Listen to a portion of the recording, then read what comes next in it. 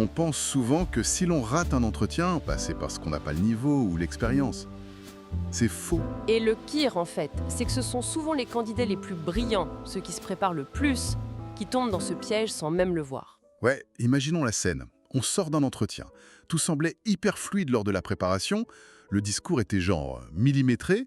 Et pourtant, face au recruteur, le trou noir. Les mots sonnent faux, l'énergie n'y est pas du tout. Et ce naufrage, il ne s'est pas joué dans le bureau du recruteur, n'est-ce pas, Evelyn? Ah non, pas du tout.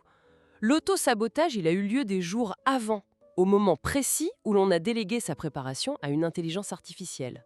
Ok, on va voir exactement quand ça se joue. Et surtout, pourquoi notre cerveau nous pousse à faire ça. On va décortiquer pourquoi des réponses qui semblent parfaites sur le papier, elles provoquent un crash en direct. C'est vraiment un bug invisible. Et c'est fascinant à analyser. Totalement. Pour cette exploration, on s'appuie sur une pile de données assez incroyable. Des études en psychologie cognitive, de la mémorisation pure, et surtout des témoignages réels qui documentent cette sorte de nouvelle épidémie d'échecs. Alors, décortiquons tout ça. C'est devenu la norme de préparer ces entretiens avec une machine aujourd'hui. C'est un réflexe. C'est un phénomène qui s'est installé à une vitesse folle. On ouvre l'interface, on donne le descriptif du poste visé, on glisse son parcours. Et paf, on demande à l'outil de générer les questions probables. Exactement. Les questions et les réponses parfaites. Et honnêtement, le résultat est bluffant. Ouais, quand on lit le texte produit, c'est structuré, c'est intelligent, le vocabulaire est presque chirurgical. Sur le coup, on ressent un apaisement immédiat. C'est le mot-clé, ça, l'apaisement. On se dit, bon, le travail est fait, je maîtrise mon sujet. Sauf que ce sentiment de maîtrise, c'est une illusion, c'est ça? Une illusion totale. À la seconde où cet apaisement s'installe, le piège vient de se refermer sur nous. Mais attends, pourquoi on parle d'illusion? Je veux dire, si l'information générée est exacte, qu'elle correspond à notre vraie expérience professionnelle, où est le problème? Le contenu, il est bon, non? Le problème, c'est pas l'information en soi. Le problème, c'est la manière dont le cerveau traite cette information. C'est-à-dire, le cerveau humain est une machine incroyablement complexe, oui, mais il est fondamentalement programmé par l'évolution pour économiser son énergie. C'est de la stricte survie biologique. D'accord, il est paresseux, quoi. Voilà, il est paresseux. Dès qu'il comprend qu'une entité externe détient la solution, que ce soit un livre, Wikipédia ou une IA, et qu'elle a déjà fait l'effort de structurer la pensée, Il coupe les moteurs. littéralement, il refuse de faire l'effort de mémorisation profonde.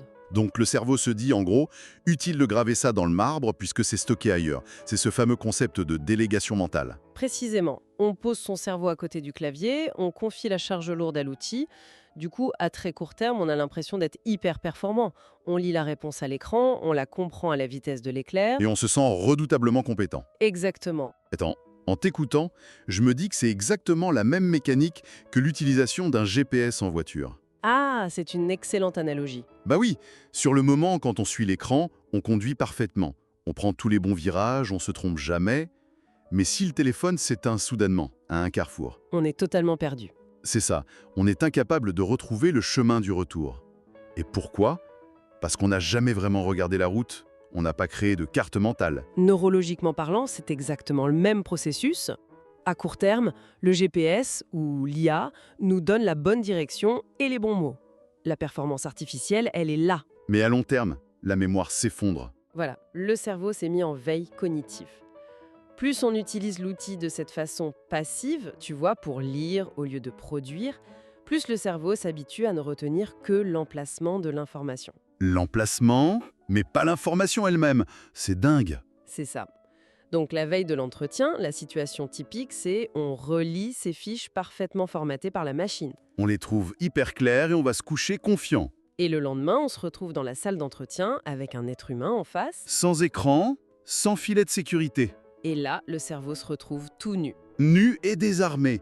Il doit aller chercher une info qu'il a seulement survolée, une info qu'il a trouvée agréable à lire, mais qu'il n'a jamais construite de ses propres mains. Et c'est là que la machine déraille.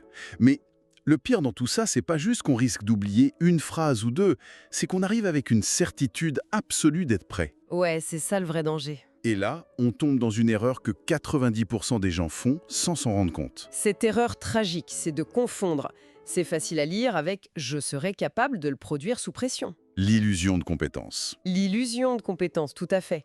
Parce que le cerveau traduit « c'est fluide à lire » par « c'est une compétence acquise ». C'est hyper vicieux. on hoche la tête devant son écran en se disant « bah oui, c'est exactement ce que je voulais dire, la logique est imparable ». Sauf que reconnaître un texte bien écrit, c'est un processus passif. Le générer à partir d'une page blanche, c'est un effort actif, massif, surtout avec un recruteur qui nous scrute. Je veux qu'on plonge dans un cas concret issu de nos sources pour bien visualiser le crash. Prenons l'histoire d'Emma. Ah oui, le cas d'Emma est très représentatif. Elle a 29 ans, elle vise un poste de responsable acquisition dans le marketing, elle prépare son entretien de façon très moderne, elle rentre son CV, la description du poste, et elle obtient un discours, mais parfaitement calibré. Un discours qu'elle valide intellectuellement, elle se l'approprie, du moins en surface. Voilà, le jour J arrive, les premières minutes se passent bien, et soudain, le recruteur sort du cadre générique. La fameuse question imprévue. Exactement. Il la regarde et pose une question très concrète, ancrée dans le réel. Il lui dit « Si j'ai 30 000 € demain pour redresser nos ventes, tu les investis où très exactement sur les 3 prochains mois ?» Et c'est à ce moment précis que tout bascule. Alerte rouge totale. Qu'est-ce qui se passe dans son cerveau à cette fraction de seconde? Elle cherche le script. Mais la question est trop spécifique. Le script généré par l'IA ne correspond plus à la réalité. Et là, le stress explose. Et le stress, neurologiquement parlant, c'est quoi dans ce contexte? C'est une surcharge cognitive brutale. La mémoire de travail, elle sature. Le cerveau d'Emma s'attendait à réciter un chemin balisé. Mais soudainement, il doit gérer genre une quantité astronomique d'informations imprévues. Analyser la nouvelle question, maintenir le contact visuel, Déchiffrer le langage corporel du recruteur, tenter de calmer son propre cœur qui s'emballe. tout ça en cherchant désespérément un texte qui est en train de s'effacer. Exactement. Non mais attends, là je dois faire l'avocat du diable. C'est normal de stresser en entretien. C'est pas la faute de l'IA si elle a paniqué. Tout le monde stresse avec une question piège. Bien sûr que c'est naturel de stresser. C'est une objection légitime. Le cœur du problème ici, c'est pas l'émotion du stress, c'est la vulnérabilité face à ce stress. Comment ça, la vulnérabilité? Une vulnérabilité qui a été créée de toutes pièces par la méthode de préparation. En utilisant la machine pour pré-mâcher le travail, l'outil a poussé Emma à procrastiner l'entraînement, disons, difficile. Ah, je vois. Elle est restée dans sa zone de confort. Voilà, elle a passé des heures dans son salon à lire des réponses lisses. Son cerveau s'était préparé pour une session de lecture apaisante, pas pour performer sans filet. Il n'a jamais été soumis à la friction de devoir assembler des idées sous contrainte. C'est ça. Donc, quand la contrainte arrive, c'est pas juste du stress, c'est une incapacité structurelle à réagir. Le cerveau n'a pas les fondations pour improviser. Et le crash devient inévitable. Elle se met à bafouiller, elle récite des généralités floues du style il faut analyser les canaux, définir les KPI ». Le vernis craque complètement. Elle récite des généralités parce qu'elle tente désespérément de se raccrocher à la forme parfaite de l'algorithme, au lieu de redescendre dans sa véritable expertise. Elle s'est rigidifiée. Ce détail change tout. L'échec d'Emma, il vient pas d'un manque de compétences en marketing, elle sait faire son métier. Absolument. C'est un effondrement pur et simple de la méthode de restitution. Et si on tire le fil, ce phénomène va bien au-delà de la perte de mémoire. C'est là que notre exploration prend une tournure encore plus inquiétante. Oui, parce que l'usage passif de ces outils paralyse aussi notre capacité fondamentale à raisonner en direct, l'atrophie de l'esprit critique. C'est le niveau supérieur du sabotage. Quand on s'habitue à ce qu'une machine résolve les problèmes de logique à notre place, on arrête de faire travailler le muscle de l'argumentation. Et un muscle non sollicité, ils font, tout simplement. Nos sources mettent en avant 2 exemples très différents pour illustrer ça. Prenons d'abord Yacine. Le data analyst. Ouais, 35 ans, data analyst, un profil hyper analytique, ingénieur, très à l'aise avec la tech. Pour se préparer, il demande à l'IA de lui générer des cas pratiques complexes de code, avec les solutions détaillées étape par étape. Une approche qui semble sur le papier très rationnelle. Bah oui, il lit les solutions, il comprend parfaitement la logique et il se dit « Ok, la méthode est claire dans ma tête Sauf qu'en entretien technique, le recruteur lui propose un problème qui est en réalité beaucoup plus simple. Mais avec une condition, ». Il doit expliquer son raisonnement à voix haute devant un tableau blanc. en temps réel. Et là, devant le tableau, c'est le blocage total. Incapable d'aligner 2 étapes de manière cohérente. C'est fou, parce qu'il a la compétence technique. Il manipule ses données tous les jours. Pourquoi son cerveau fait un écran bleu à ce moment-là? Parce qu'il y a un gouffre neurologique entre comprendre une solution expliquée par un tiers et savoir reconstruire cette logique soi-même, de zéro. Yacine a confondu la compréhension passive avec la maîtrise active. En lisant l'IA, il n'a jamais entraîné sa capacité à verbaliser sa propre pensée. Exactement. Il est resté le spectateur admiratif de la machine. Quand il a fallu devenir l'acteur, le pont neuronal n'existait pas. C'est un excellent point. Il est resté spectateur. Mais alors, l'exemple de Clara, l'autre cas d'étude, est peut-être encore plus révélateur sur cette atrophie du jugement. L'histoire de Clara, c'est le stade ultime de la délégation, la perte totale de subjectivité. C'est presque effrayant. Elle est UX designer. Elle repère une offre d'emploi qui correspond exactement à ce qu'elle cherche. Mais au lieu de l'analyser avec son instinct, elle copie-colle l'annonce dans l'outil. Avec un prompt du genre « Est-ce un bon poste pour moi? Quels sont les risques ?» Et la machine fait son job. Elle produit une analyse probabiliste, très froide. Elle liste des forces et des faiblesses. Elle souligne des risques génériques, tu sais, genre charge de travail potentiellement élevée ou ambiguïté dans le rôle. Le truc qu'on peut appliquer à 90% des offres dans la tech. Mais grave. Et là, le truc complètement fou, c'est que Clara décide de refuser l'opportunité. Elle refuse le poste. Juste sur la base de ce texte. Uniquement sur cette base. Elle abandonne la piste. Elle refuse un vrai job à cause d'une probabilité générée par un algorithme qui n'a jamais travaillé un seul jour de sa vie. C'est vertigineux? C'est d'une irrationalité totale vue de l'extérieur. Mais pour elle, c'était logique.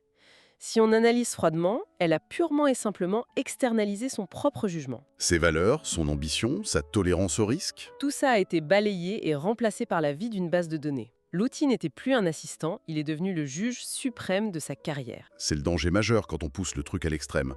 Plus on délègue, plus on perd l'habitude d'arbitrer, de douter, d'utiliser sa propre subjectivité. C'est une atrophie temporaire mais réelle de nos compétences mentales. On se déconnecte de son propre instinct professionnel. Donc si je résume, on sous-traite tellement sa préparation, ses arguments, qu'on finit par se sous-traiter soi-même. Une désincarnation totale de la candidature. Et les recruteurs de voix, ils voient arriver des clones en entretien. Des gens qui parlent tous avec la même syntaxe, mais qui s'effondrent à la première question qui sort du script. Bon, là on a dressé un tableau assez sombre, on a l'impression d'être pris au piège, on fait quoi? On jette l'ordi par la fenêtre et on retourne au Minitel? Ah non, surtout pas. Il ne s'agit pas de rejeter la technologie. C'est un levier extraordinaire. Mais la solution réside dans un changement radical de posture. On doit utiliser la machine différemment? Voilà. L'utiliser non pas pour se rassurer, mais pour créer de la friction. En sciences cognitives, on appelle ça le principe des difficultés désirables. Les difficultés désirables. Je t'arrête tout de suite, ça sonne comme un concept de torture psychologique inventé par un couche en productivité, ça. C'est vrai que c'est un oxymore amusant, mais c'est le fondement de l'apprentissage. Rendre sa préparation volontairement inconfortable, c'est le seul moyen de garantir une haute performance sous pression. Ok, explique-moi le mécanisme. Quand tu lis un texte parfait, ton cerveau glisse dessus. Aucune connexion solide ne se crée. En revanche, quand tu butes sur un concept, quand tu cherches tes mots, tu ressens cet inconfort intellectuel. Et c'est là que ça s'imprime. C'est là que le cerveau est obligé d'épaissir les connexions synaptiques. La difficulté force la création d'un chemin neuronal robuste. Ce qui semble désagréable aujourd'hui grave l'information pour demain. D'accord, l'inconfort forge la mémoire. Alors comment on applique ça concrètement? Nos sources proposent un mode d'emploi en 3 étapes. La première, c'est de changer le rôle de l'IA. Elle ne doit plus être le rédacteur en chef, elle doit devenir le sparring partner. Le partenaire de boxe qui est là pour rendre les coups. On en finit avec le prompt paresseux du style « écris-moi la réponse parfaite ». On inverse le rapport de force. On lui donne son parcours et on lui dit « agis comme un recruteur ultra exigeant, pose-moi les questions les plus difficiles sur mes failles ». Et interdiction de me donner les réponses. Règle d'or absolue. On cherche les angles morts. Et pour que la difficulté soit vraiment désirable, il faut y répondre à voix haute. Pas de clavier. On lit la question piège et on force son cerveau à articuler une réponse complexe, dans le vide, en temps réel. C'est ça. Ce qui nous amène à la deuxième étape. Passer du script au schéma. Le fameux schéma STAR. Situation, action, résultat, enseignement. On connaît tout ça, mais pourquoi c'est si important neurologiquement d'abandonner les phrases complètes? Parce que sous adrénaline, la mémoire de travail est incapable de retenir des paragraphes entiers. Elle sature. Par contre, le cerveau est redoutablement efficace pour retenir des structures squelettiques, des points d'ancrage. Donc on utilise la machine pour extraire la structure logique en 3 points clés, sans réécrire le contenu, on sécurise la charpente, mais on garde la liberté sur la déco intérieure. Très belle image. On sait qu'on va du point A au point B, mais on choisit les mots en fonction de l'énergie du recruteur. Ça donne une conversation authentique. Et la 3e étape, qui est sûrement la plus dure pour notre génération, la zone sans IA. Le sevrage total. 48 à 72 heures avant l'entretien, on coupe tout. Plus d'écran, plus d'assistance. On passe en mode purement analogique. On lance le dictaphone, on se lève et on parle tout seul dans son salon. C'est là qu'on vit les grands moments de solitude. On bafouille, on bute sur ces transitions, on affronte de gigantesques trous de mémoire en regardant le plafond. Un bel exercice d'humilité. Douloureux, mais nécessaire. Il faut vivre ces chutes cognitives, seul, dans son salon. Quand tu perds le fil face à ton mur, ton cerveau panique un quart de seconde, puis cherche frénétiquement un moyen de raccrocher les wagons. Il crée un mécanisme de rattrapage d'urgence. Exactement. Si tu ne l'entraînes pas à faire cette gymnastique de survie chez toi, tu découvriras le trou noir face au recruteur. Et là, pas de filet de sécurité. C'est comme regarder un tuto de fitness sur YouTube. Le cerveau comprend le mouvement, mais tant qu'on ne se met pas au sol pour faire les pompes, le muscle n'a rien mémorisé. La fluidité verbale, c'est un muscle. L'outil cartographie le terrain, mais à la fin, c'est la chair et le sang qui doivent porter le discours. Si on doit tirer la grande leçon de cette exploration, l'échec en entretien aujourd'hui, il a profondément muté. Complètement. Ce n'est plus seulement un CV trop léger. Le crash, il vient des mauvais signaux envoyés par un cerveau qui n'a pas été entraîné sous pression. Un cerveau anesthésié par le confort des réponses prémâchées et qui panique quand on exige de lui qu'il pense en direct. Je pense qu'on pourrait graver cette règle en or. L'intelligence artificielle est un excellent miroir pour clarifier nos idées, mais c'est un terrible substitut pour notre propre cerveau. Ce qui m'amène à une dernière réflexion, pour clore cette discussion, une pensée qui va au-delà de la technique. Si on commence, par habitude, à déléguer l'écriture de sa propre histoire professionnelle, si on laisse un algorithme lisser nos succès, gommer nos aspérités, justifier nos échecs pour correspondre à un standard parfait, est-ce qu'on ne risque pas à terme de perdre la seule chose qui fait vraiment la différence lors d'un recrutement, notre véritable authenticité ? C'est peut-être la question la plus importante à se poser, avant même de cliquer sur le bouton « Générer ».